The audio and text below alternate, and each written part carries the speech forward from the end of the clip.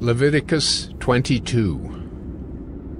And the Lord spoke to Moses, saying, Speak to Aaron and his sons, so that they abstain from the holy things of the people of Israel, which they dedicate to me, so that they do not profane my holy name. I am the Lord. Say to them, If any one of all your offspring throughout your generations approaches the holy things that the people of Israel dedicate to the Lord while he has an uncleanness, that person shall be cut off from my presence. I am the Lord. None of the offspring of Aaron who has a leprous disease or a discharge may eat of the holy things until he is clean.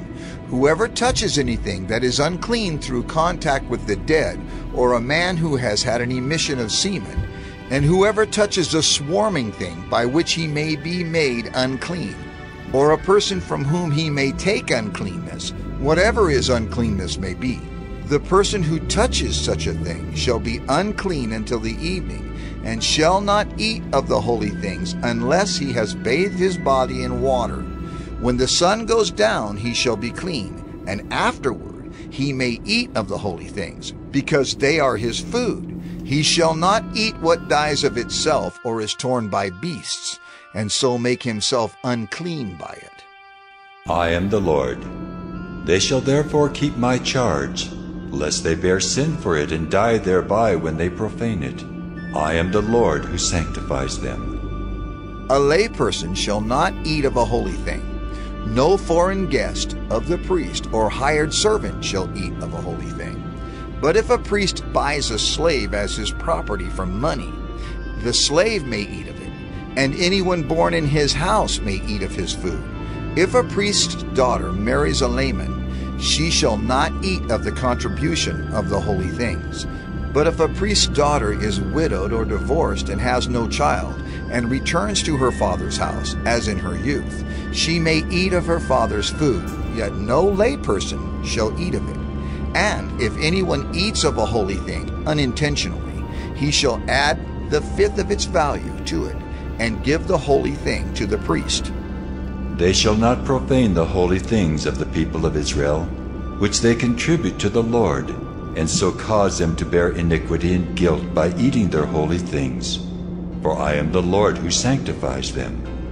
And the Lord spoke to Moses, saying, Speak to Aaron and his sons and all the people of Israel, and say to them, When anyone of the house of Israel or of the sojourners in Israel presents a burnt offering as his offering, for any of their vows or free will offerings that they offer to the Lord, if it is to be accepted for you, it shall be a male without blemish.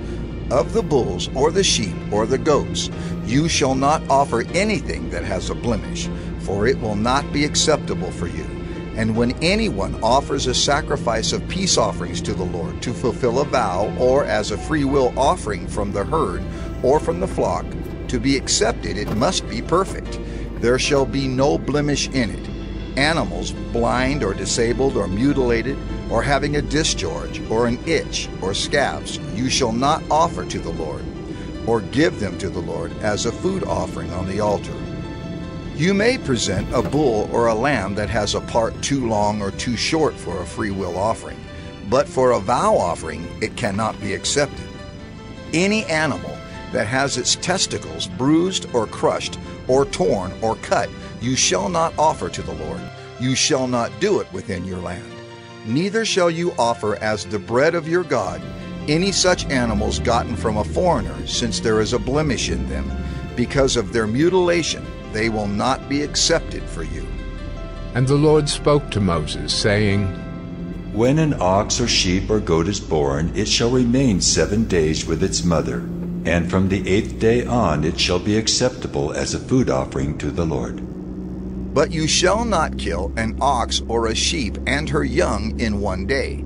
And when you sacrifice a sacrifice of thanksgiving to the Lord, you shall sacrifice it so that you may be accepted. It shall be eaten on the same day. You shall leave none of it until morning. I am the Lord. So you shall keep my commandments and do them. I am the Lord. And you shall not profane my holy name, that I may be sanctified among the people of Israel. I am the Lord who sanctifies you, who brought you out of the land of Egypt to be your God. I